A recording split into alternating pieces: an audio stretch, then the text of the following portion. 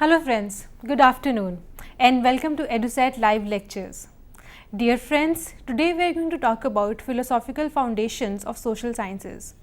In this, we will talk about hermeneutic school and critical perspectives. To discuss this topic, we have with us our subject expert, Professor M.P. Singh. Professor Singh is retired professor from Department of Political Science, Faculty of Arts, University of Delhi. Without further ado, I would like to welcome sir to our studios and request him to start the lecture. Welcome, sir. Thank you, Amritpal. Hermeneutics or interpretative school in philosophy of science is generally contrasted with positivism and post-positivism.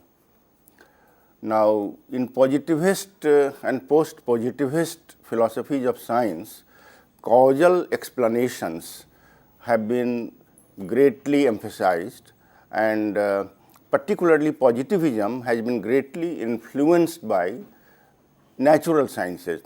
And so, mode of explanation in natural sciences has been based on causal relationships between certain independent variables and dependent variables, causal factors and effect factors.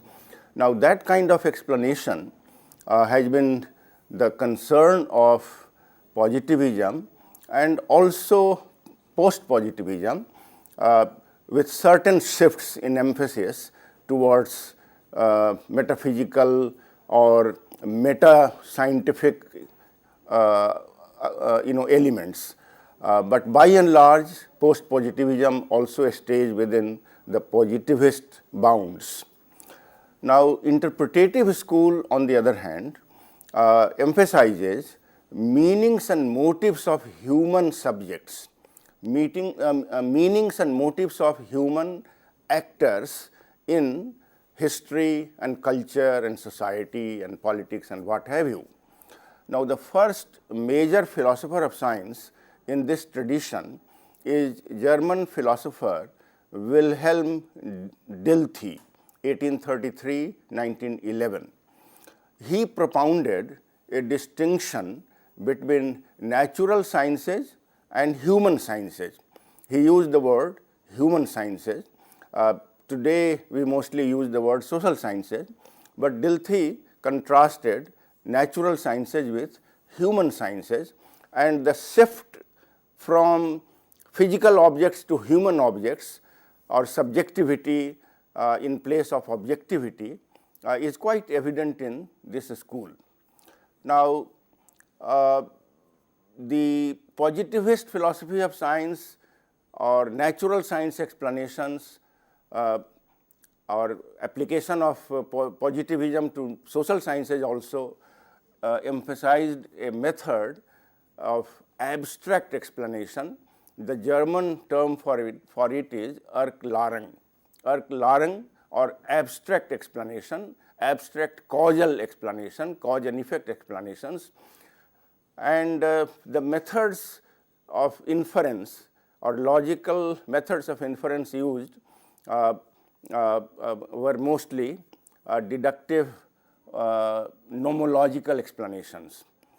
Now, the method that we are now going to discuss uses, that is hermeneutics, uses a mode of explanation which is called empathetic understanding. The German term for it is Verstehen, V-E-R-S-T-E-H-N, Verstehen, or empathetic understanding. So, in place of explanation, the emphasis is now on understanding a phenomenon.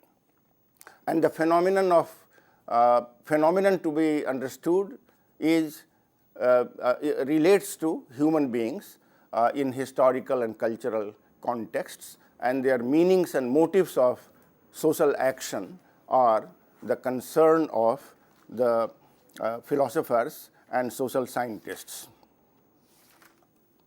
Now, a bit more about how Dilthey developed his philosophy. Dilthey begins with myth and mythology, and he tried to be a scientific philosopher, but he does not altogether reject myth and mythology, and in his view, myth and mythology are not exactly primitive modes of religion as it is often thought. They are, according to him, actually primitive modes of scientific thought and theory. So, he is postulating that myth and mythology may begin with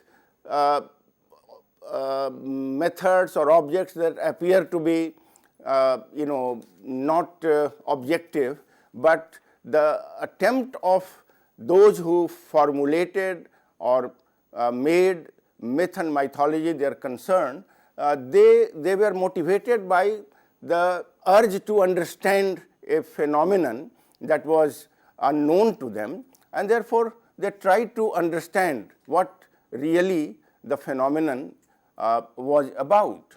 And in understanding it, they relied on the myth and mythology, what we call today myth and mythology. And myth, like science, according to him, is an attempt to explain the connectedness of natural and social phenomena. The connectedness between nature and society is the purpose of formulating myth. Myths actually try to connect or interrelate the natural and the social. So, that is the purpose of myth. And according to Dilthey, the discursive break that we emphasize is not so important. Discursive break between myth and science, or mythology and science, that we emphasize is not that important to Dilthey, and Dilthey emphasizes that this discursive break that appears is actually a continuum rather than a sharp break. It is a continuum rather than a sharp break, and in his view, mythology is tentative or early steps towards science. Now, Dilthey's philosophy makes it possible to give attention to both objective external conditions and subjective feelings. It does not mean that to Dilthey objective conditions are completely rejected. Subjectivity in the context of objectivity, objective conditions. So, attempt in Dilthey is to look at the connectedness between subjective and objective reality.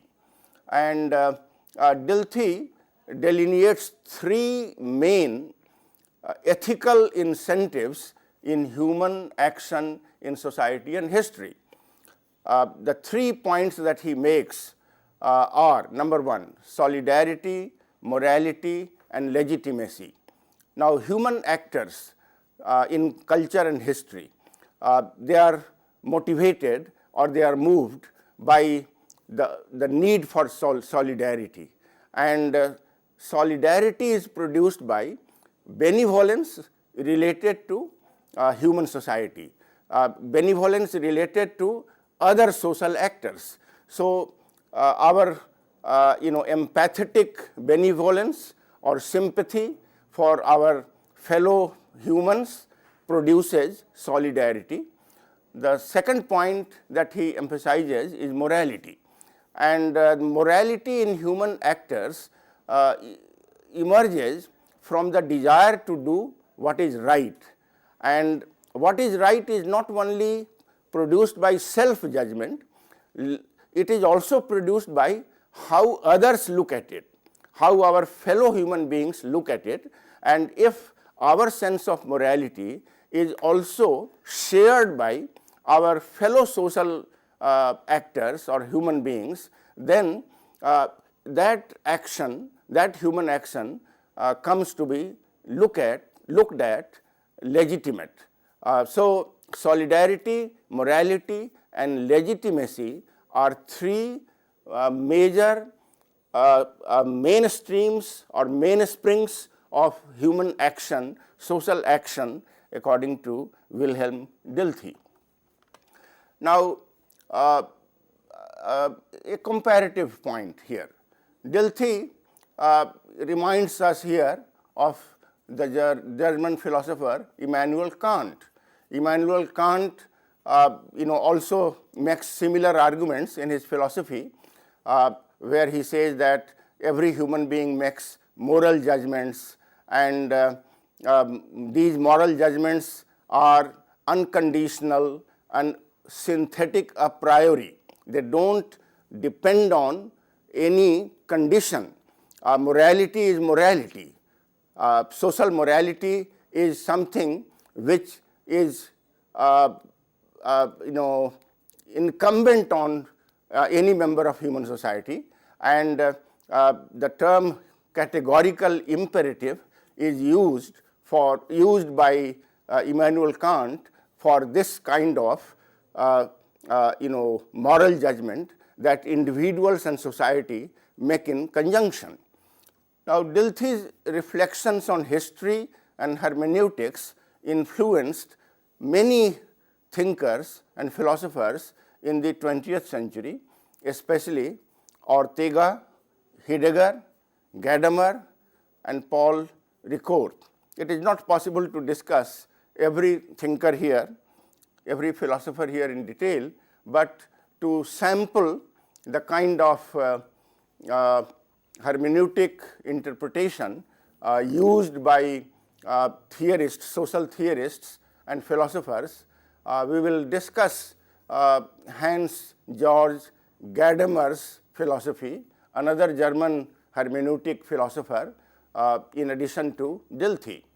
Gadamer wrote between 1900 and 2002, and his hermeneutic philosophy develops a distinctive and thoroughly dialogical approach that rejects simple subjectivism and relativism. Simple subjectivism and relativism is rejected by Hans Georg Gadamer. We have already discussed Dilthey, how he says that simple rejection of subjectivity is simple emphasis on subjectivity and rejection of objectivity is not our goal in this philosophy. We want to emphasize subjectivity as well as objective conditions. The same point is made by Gadamer also, and a few basic tenets in Gadamer let us discuss. Gadamer makes a point that what we call prejudice is a beginning of understanding. What may appear to be a prejudice is four structures of understanding, beginning of understanding. A preliminary understanding, it is preliminary understanding of what is to be interpreted. In course of understanding, prejudices that humans may have may become the focus of dialogical questioning, and in course of dialogical questioning, prejudices are gradually removed, and a better understanding is developed by human actors.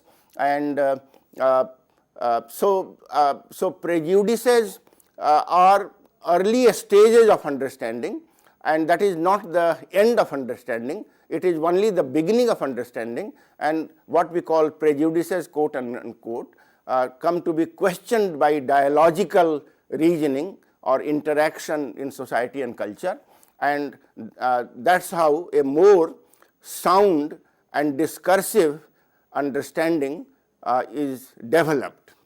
Now, another point that Gadamer makes is that understanding always takes place in the context of a happening tradition. It is an effect of history, which in turn may be seen as a cause of history. So, cause and effect relationships that positivist philosophers emphasized in natural sciences, that mode of thinking is also used by hermeneutic philosophers, and hermeneutic philosophers like Gadamer argue that understanding always takes place in the stream of history, in the stream of culture, a happening tradition, an ongoing culture. It is not something where culture has broken down or history has broken down. It's a continuity of tradition. Modernity and tradition are not two separate worlds. Modernity and tradition are a continuum, and it is impossible to dialectically separate the two, as some philosophers have tried to do.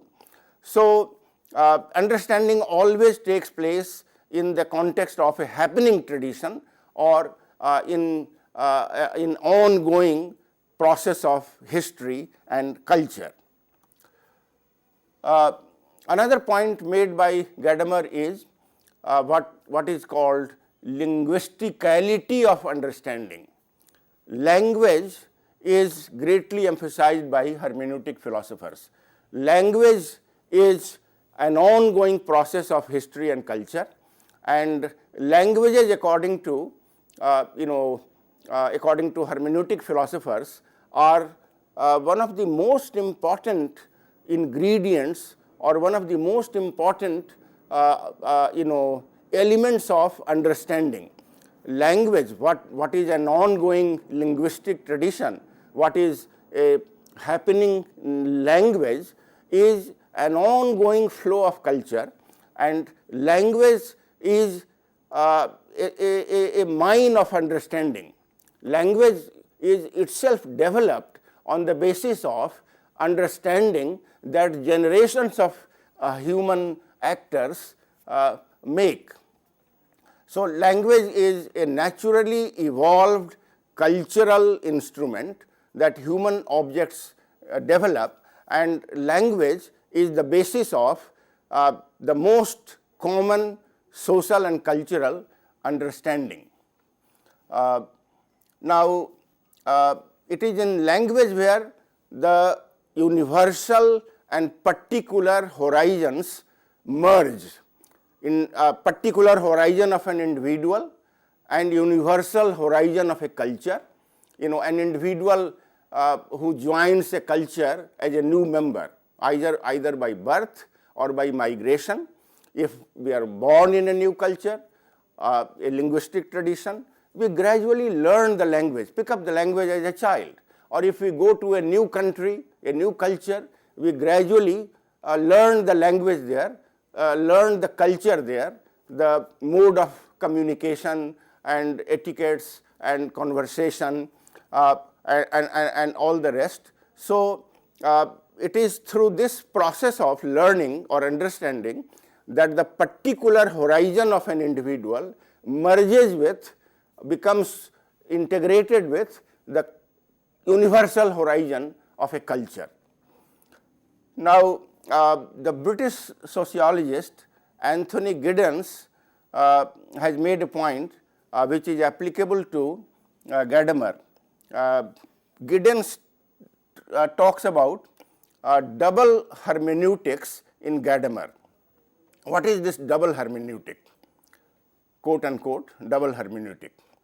Now, double hermeneutic in Gadamer refers to the fact that any human actor who makes an understanding of a phenomenon, a situation, begins with pre-interpretation, which may be called practical consciousness or pragmatic consciousness.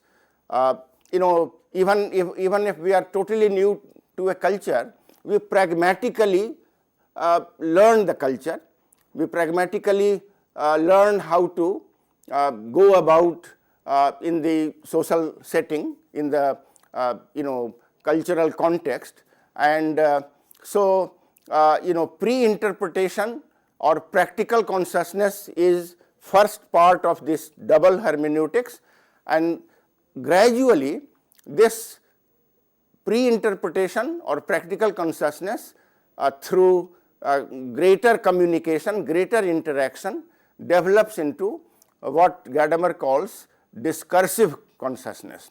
So, pre-interpretation gradually grows into discursive consciousness, and discursive consciousness may involve the consciousness of the human actors as well as consciousness of the social scientist, sociologist or political scientist who tries to understand them.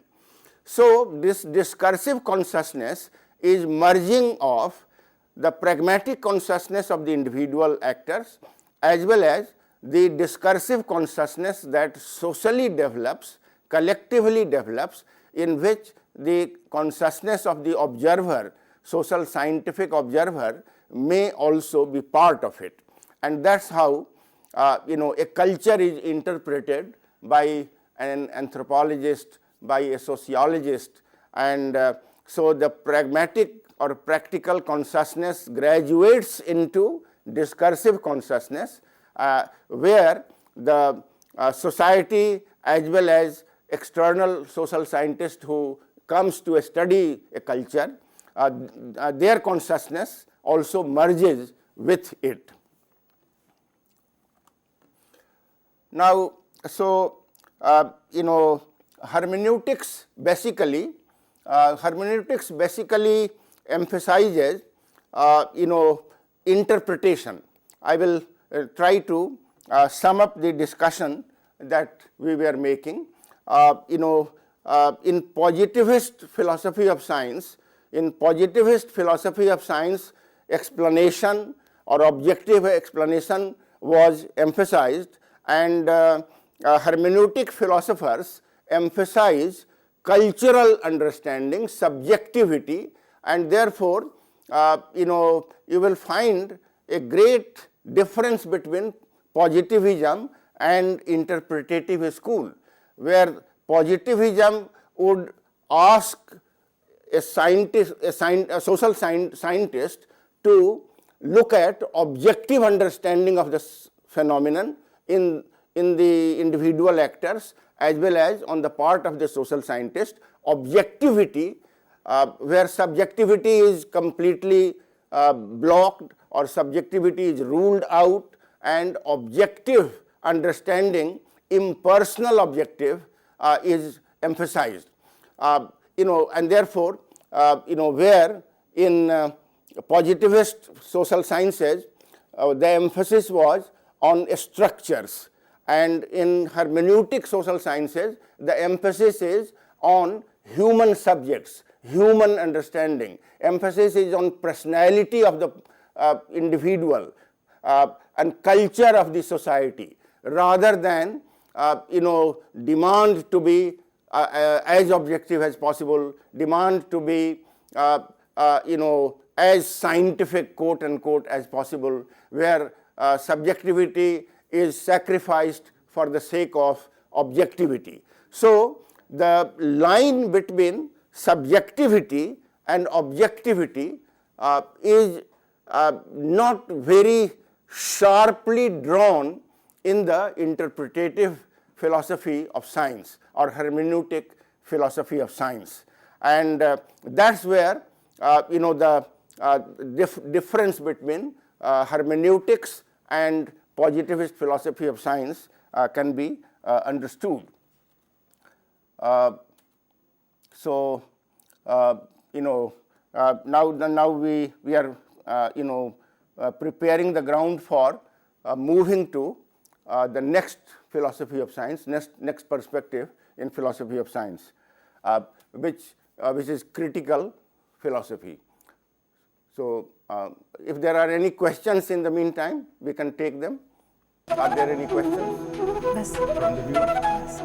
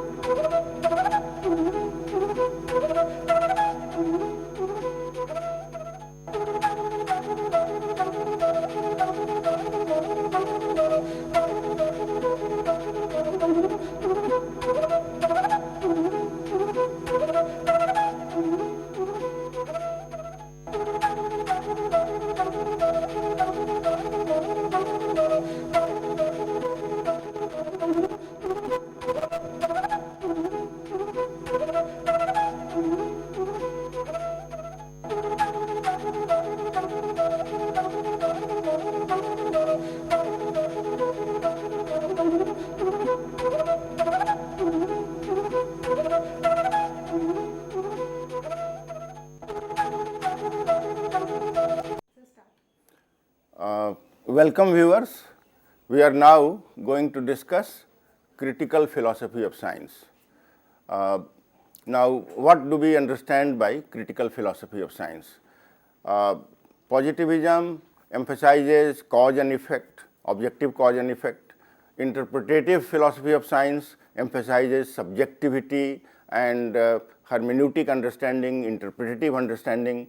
Critical philosophy is different from all these, and in critical philosophy, the basic objective of philosophy and theory building or theorization is to critically understand a phenomenon, social, political, economic, cultural, critically understand a phenomenon, and then on the basis of critical understanding develop a strategy of transformation, a strategy of emancipation. Critical philosophy is not motivated by maintenance of a status quo. In fact, critical philosophy, as the term critical itself underlines, does not believe in maintenance of a status quo or continuity. In fact, there is a conscious attempt to find out the lacuna or limitations or problems in a particular phenomenon and go beyond them, try to transform them, try to bring about emancipation, try to bring about freedom or emancipation through social and cultural transformation.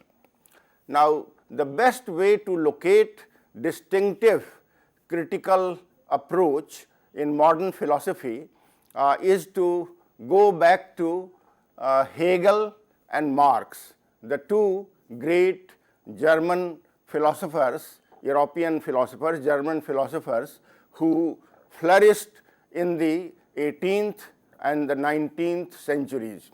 Hegel in the 18th century and Marx in the 19th century.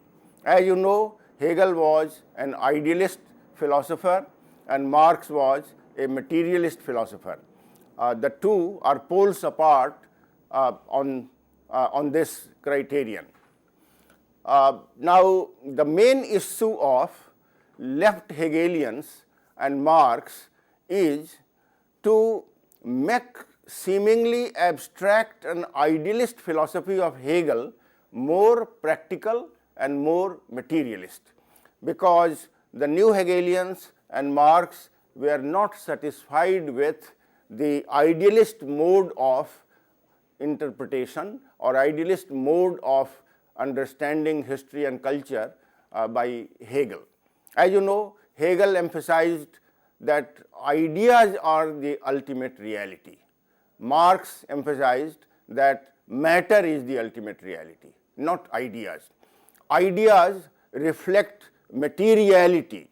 Ideas are shaped by matter, material forces, whereas Hegel emphasized that material forces do not really shape history and culture. It's ideas and culture that shape history and culture. So, the contrast between the two is quite clear. There is no need to belabor this point. So, critical philosophy is greatly influenced by the mode of philosophizing or mode of theorization in Hegel and Marx. Despite their idealist and materialist divergence, the two philosophers are common in the use of the method which is called dialectical method. Now, here we are emphasizing the method apart from their emphasis on ideas or matter. Here ideas and matter are set aside and we are emphasizing their methodology, their method of understanding, their method of explanation. What is their method of understanding and explanation? The most appropriate term that refers to this method is dialectics. So, dialectics is their main method, and dialectics the term is derived from a Greek term which means dialogue, debate and dialogue. Debate and dialogue in ancient Greece, the term dialectics is derived from that ancient Greek root, and in debate and dialogue what we do on the basis of contestation of ideas, on the basis of contestation of arguments, you come to discover the truth. So, dialectics also believes the Greek root of the term dialectics also means a splitting into the two. Literal meaning of the Greek term from which dialectics is derived means a splitting into two. So, this mode of understanding doesn't emphasize unity or integration or harmony. This mode of critical argumentation believes that if you want to understand a structure, you have to understand what are the parts of which it is made of, and how the ongoing system can be understood properly and critically in terms of discovering the contradictions, discovering the lack of integration, lack of harmony, contradictions that are hidden in the phenomenon that is to be interpreted, that is to be understood. So, that is basic to critical theory, dialectics. Now, dialectics, this philosophy seeks to link the empirical and the interpretative, both. As in the earlier discussion, we saw that subjectivity and objectivity are supposed to be linked in the interpretative philosophy. Similarly here, the attempt is to link two different kinds of realities, empirical and interpretative, the factual and the subjective understanding, the fact and value. The two separate parts, facts and values, they have to be, they are linked, and in order to properly understand them critically, we have to understand the linkage as well as contradiction between the two. Now, empirical and interpretative help us to make normative claims of truth, morality and justice.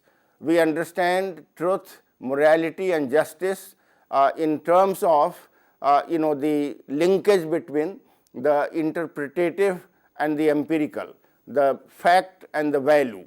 The two together make the reality, produce the reality, and on the basis of this understanding we can explain morality, what is justice, what is morality and what is truth. And these can be exposed or discovered through the method of dialectical reasoning or critical reasoning.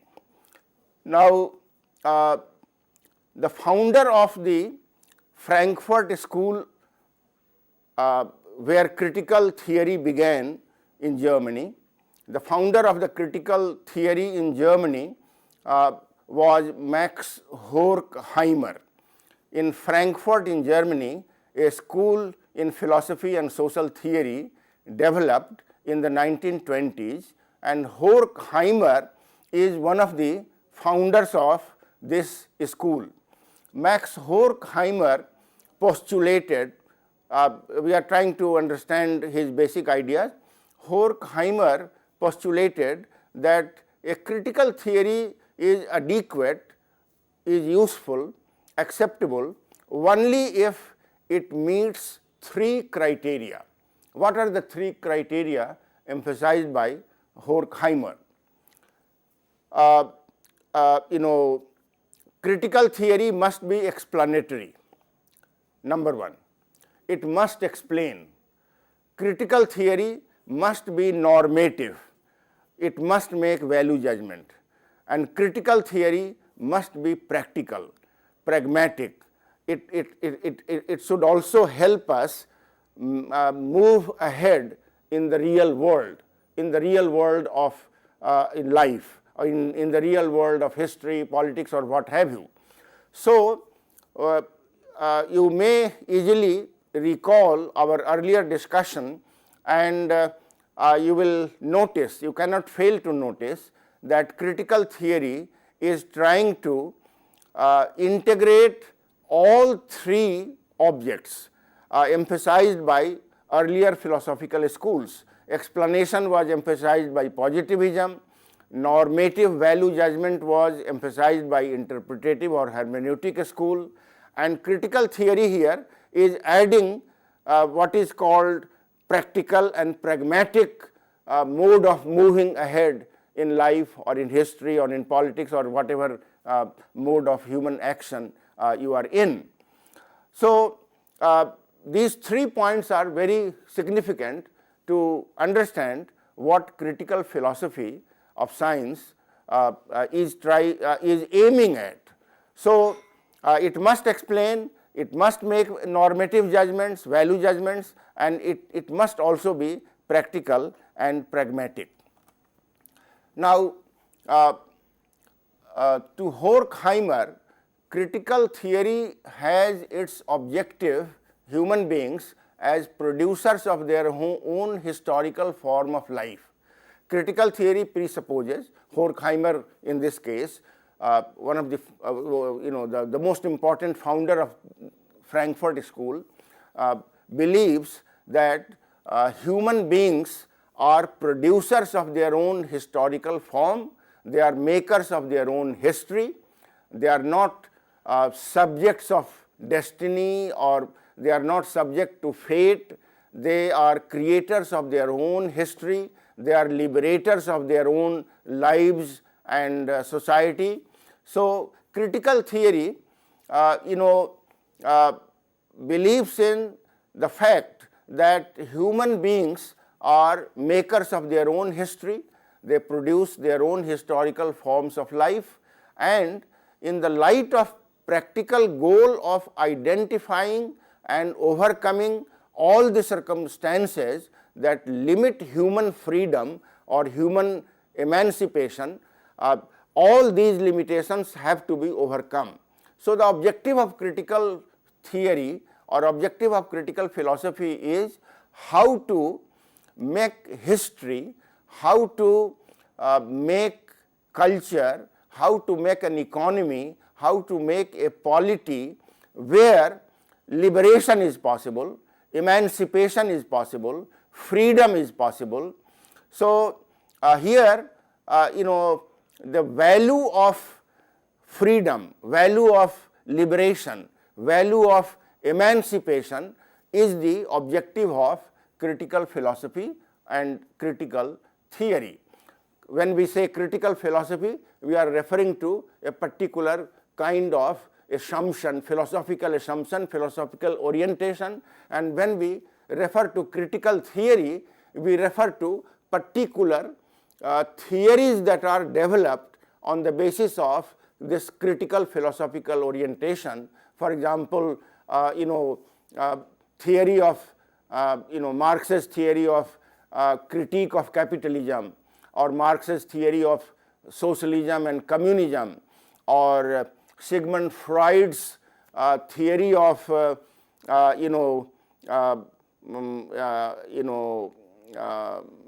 personality and culture, how personality and culture in ongoing historical and cultural process are formed, and how they move ahead in life and in history.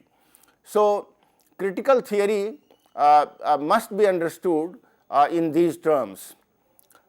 Critical theory, today when you go through the literature on critical theory, you will find that critical theory is often spelled with capital C or at times with lowercase c.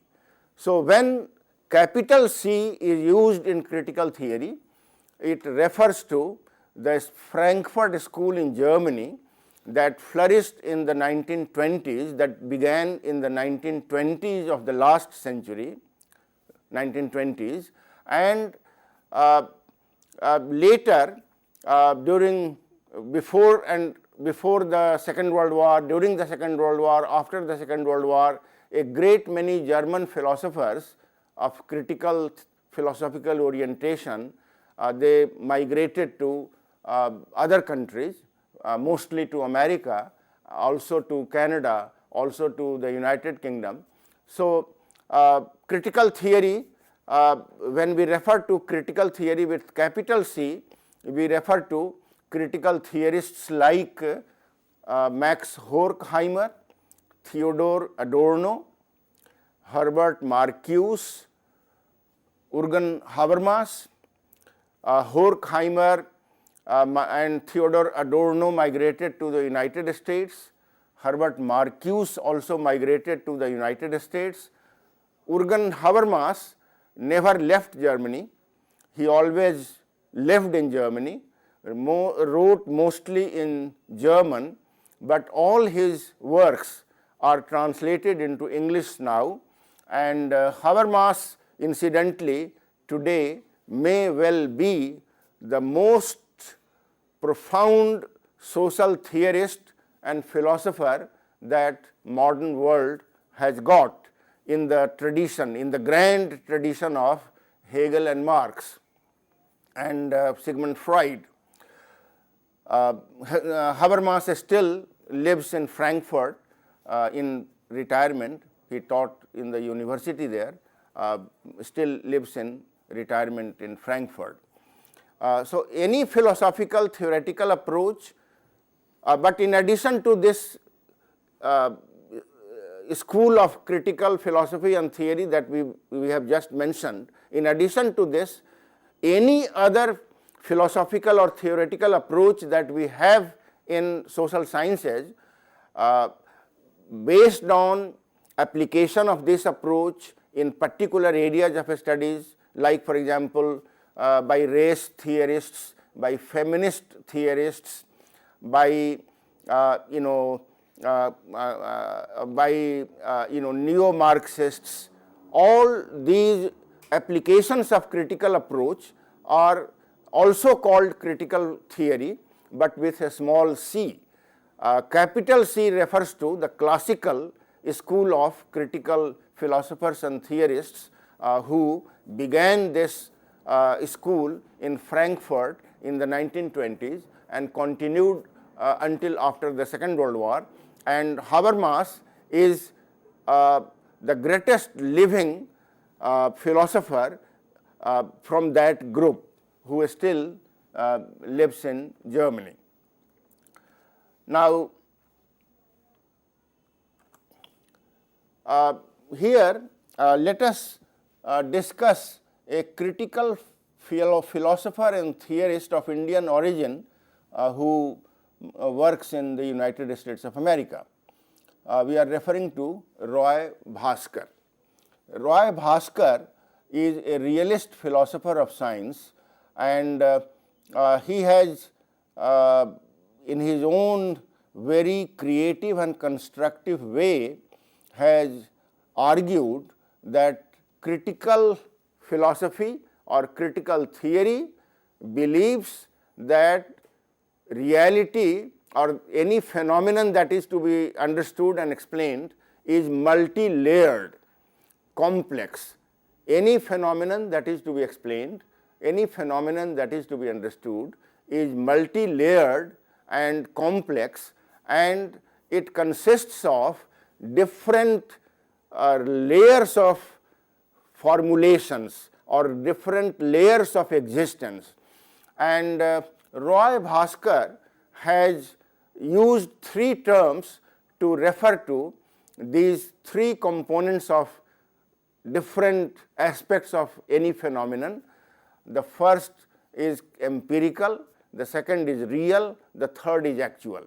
Let us try to understand what Roy Bhaskar means by these three layers of any phenomenon. Empirical layer of the phenomenon is the surface of the phenomenon that meets the eye.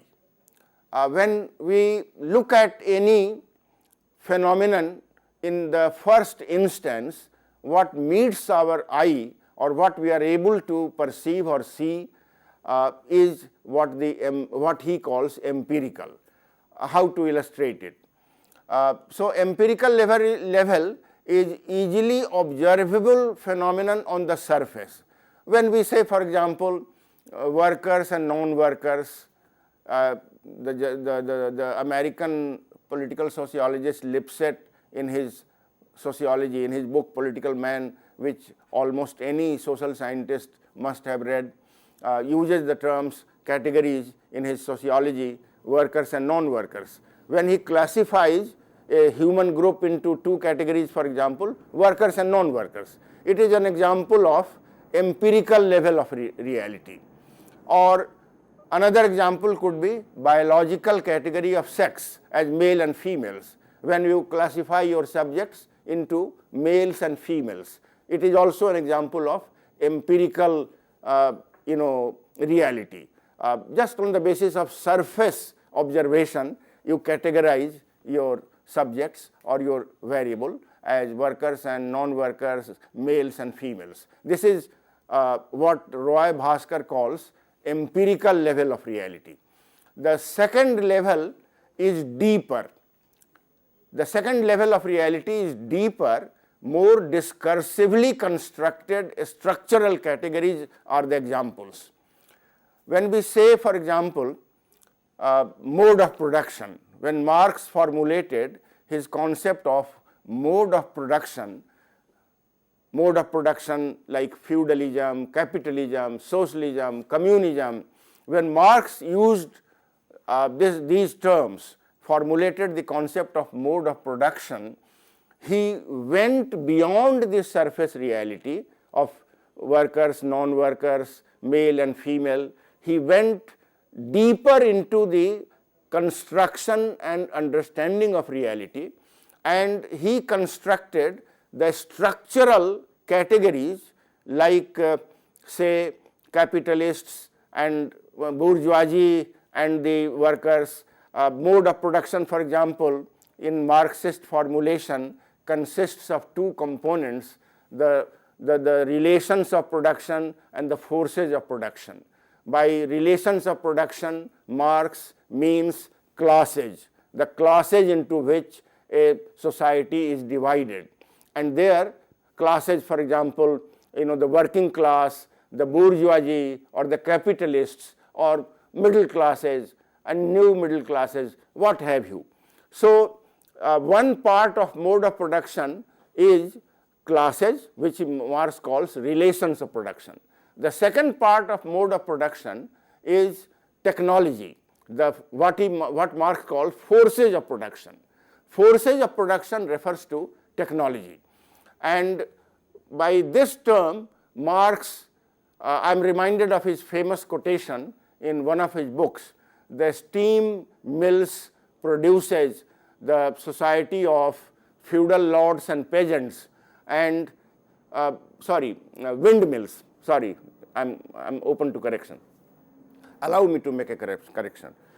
Marx wrote that windmill produces the society of peasants and feudal lords, and steam mill produces the society of workers and bourgeoisie, workers and capitalists. So the mode of production, when windmill used the energy of wind to to facilitate agriculture or to facilitate minor industries through power of the wind, that produces the society of peasants and feudal lords. And when technology became more developed, industrial revolution took place, the society, a new kind of society emerged, which Marx calls capitalism. So earlier technology produced feudalism, and the new technology after industrial revolution, factory system, produced capitalism. And after the revolution, after the workers' revolution, Marx believed that the society, the society or the economy of socialism would come when workers would become the masters of their own destiny or history. So, here the real level of the what Roy Bhaskar calls real level of real aspect of phenomenon, he refers to structural categories. In the empirical categories, simple observables were used.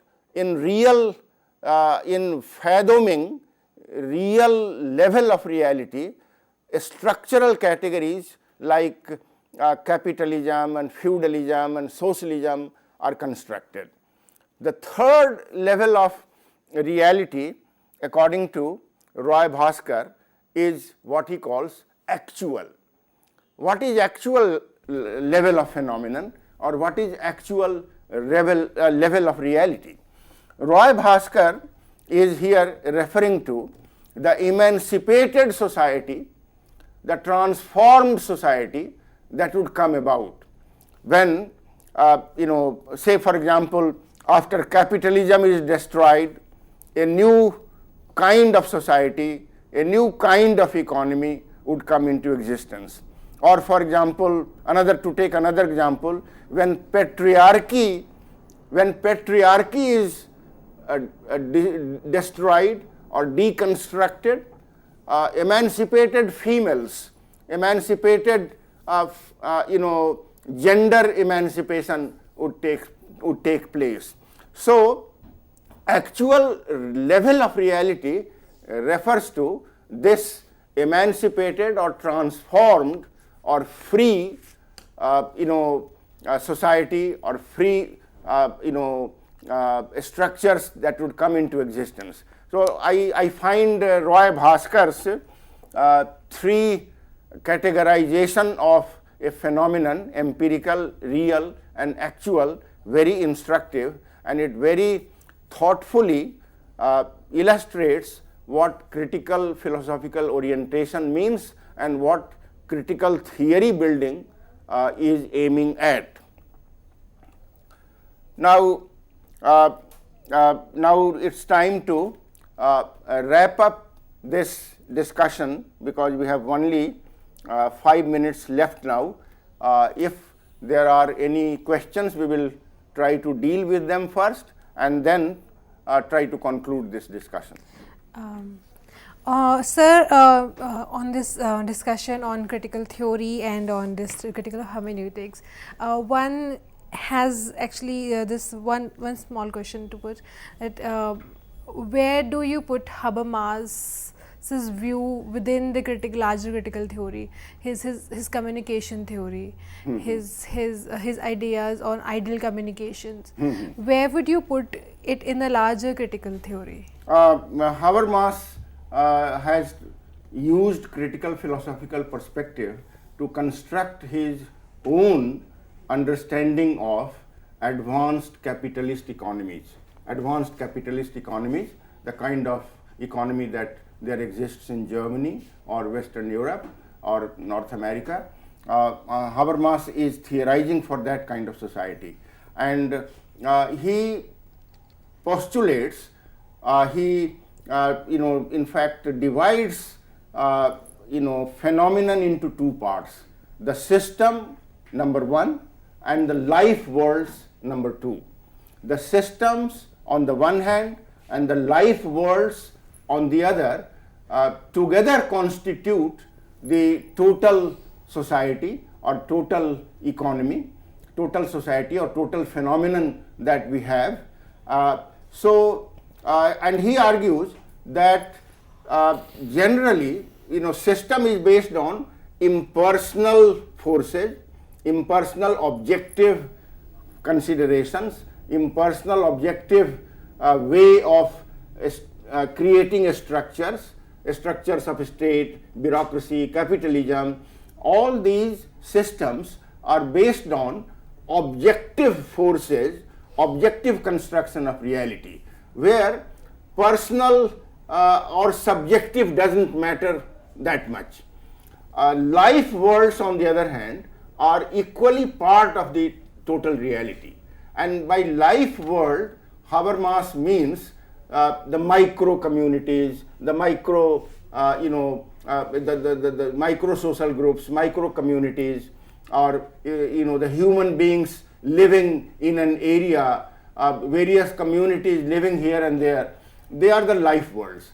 And Habermas argues that the system tries to overpower the life world, the system tries to colonize the life world, and the life world tries to retain its autonomy, its independence, and the contradiction between the two, conflict of forces between the two, interaction between the two, leads to a restoration of balance between the system and the life world. And he argues that new social movements are the instrument through which harmony is restored between the system and the life world through new social movements. Now, Habermas is very different from Karl Marx here. New social movements are not movements based on objective of destroying capitalism.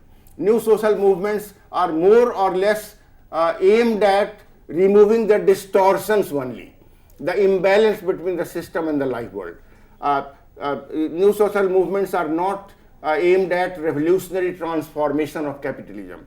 More or less, capitalist democracy has come to be accepted in advanced capitalist societies, and the state and the capitalist system has come to be more or less to be accepted by the members of the society and members of the community. And so new social movements are not aimed at revolutionary transformation.